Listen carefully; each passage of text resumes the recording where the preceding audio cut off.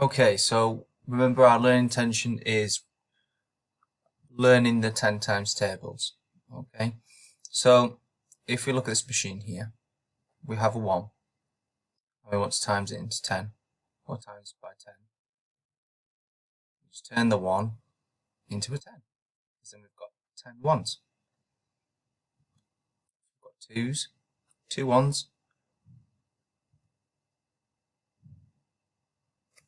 We change it to 2 10s.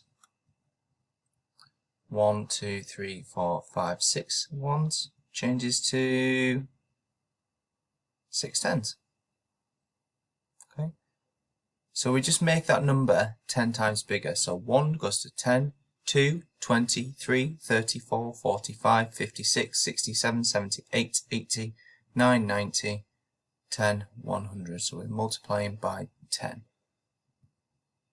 So this question says complete the multiplication fact to match the bar model. Okay, so if we look at the bar model, this is the whole number. This is the answer, 30. So that is going to go here. Okay. Now we need to look at these numbers as groups.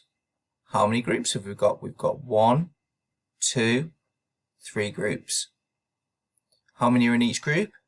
10. So 3 groups of 10 equals 30. Or, remember, we can swap those two numbers round. 10 times or 10 groups of 3 equals 30. Have a look at this question now. So it's exactly the same. Complete the multiplication fact to match the bar model.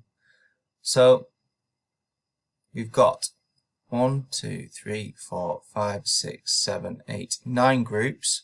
So 9 groups of 10.